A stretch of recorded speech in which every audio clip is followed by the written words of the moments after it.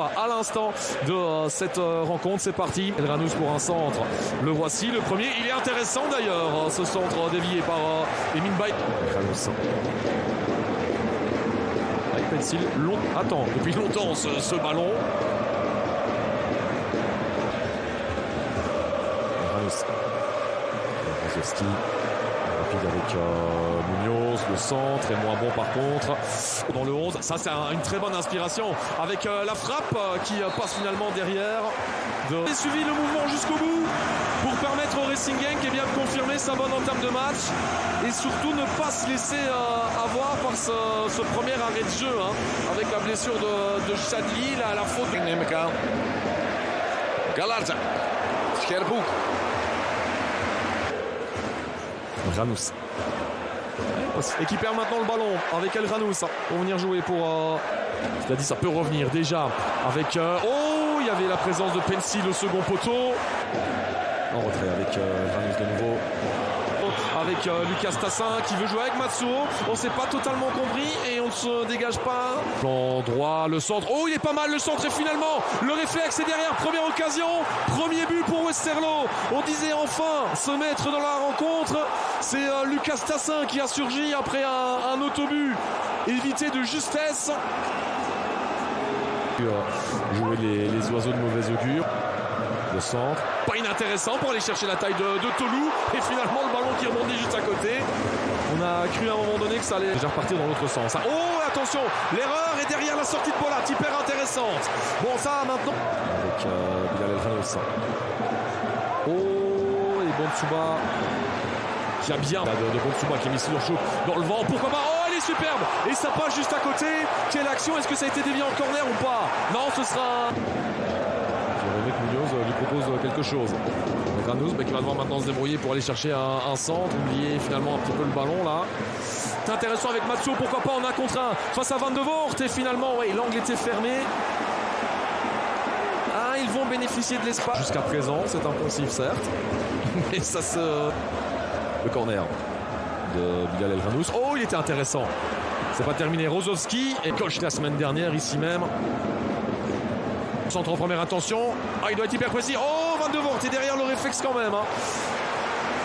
Sans plaindre aussi pour les supporters, ça reste agréable pour tout le monde. Avec Bilal Elranous. À ses dégagements dans les pieds des joueurs adverses. Oh, et là,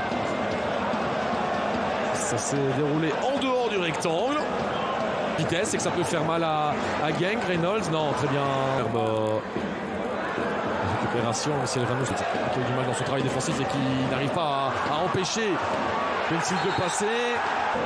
Elranous. Munoz. C'est flanc droit, le centre d'Elranous. Et en seconde zone pour aller le mettre au fond. Eh bien, c'est Joris Kayembe qui a surgi pour permettre à Genk de repasser devant à quelques secondes de la fin du temps réglementaire dans cette première mi-temps. Enfin, le deuxième tir après le but et peut-être un troisième. Oh, Elkanous, super Genk dans ces dernières minutes. La première mi-temps, Bonsuba, ça avait été, je pense, légèrement dévié, même si finalement droit. En attendant, ça reste. Oui, il y a faute, mais derrière, c'est le geste. Ça, c'est quand même aussi la particularité. Munoz pour le remettre. Très vite au corner. Et une qui résiste. Le centre. Oh, il y en a d'autres. Bonsuba, ça ne passe pas. Kébus à la limite de la faute. Et oh là là, Bonsuba. Excusez, en plus, c'est le rouge direct pour Christopher Bonsuba. Sur son pied droit. Et centré. Il n'est pas. Avant de lancer, Pencil en 1 contre 1. Pencil, et bien voilà. Une reconversion. Ils ont laissé le ballon pendant 3 minutes. Ils l'ont eu pendant une dizaine de secondes. Et ils se mettent à l'abri. Voilà le début de mi-temps idéal pour Genk. Et la réaction qui est en train de se projeter. Oula. Qui a pas mal d'espace avec le champ qui se prépare du côté de Westerlo. Il n'y avait pas de présence. Et est-ce qu'il y a un contrôle du bras de à gauche? Si Westerlo va encore avoir une chance dans ce match, il faudra réagir tout de suite. Et là maintenant, pour ce corner repoussé par Galarza, là il peut enchaîner. Le ballon dévié d'ailleurs sur le plafond.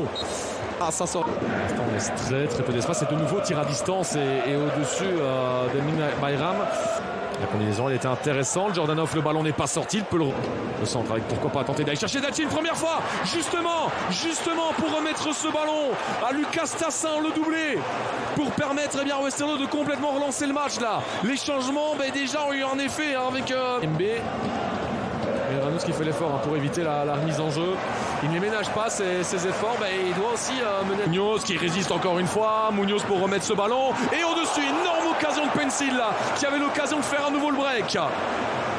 Il tente de jouer un peu plus vite, de mettre du rythme. Il travaille au Ranous. Oh, c'est pas inintéressant ce ballon pour Joseph Pencil. Et ce sera quand même un corner. Reynolds.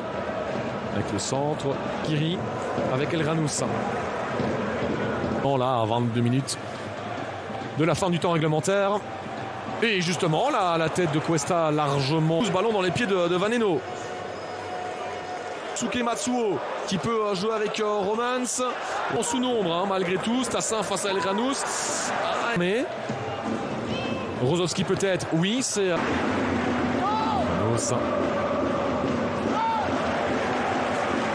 Protège bien son ballon, on peut le laisser à Galarza. C'est le genre de geste qu'il faut voir évidemment.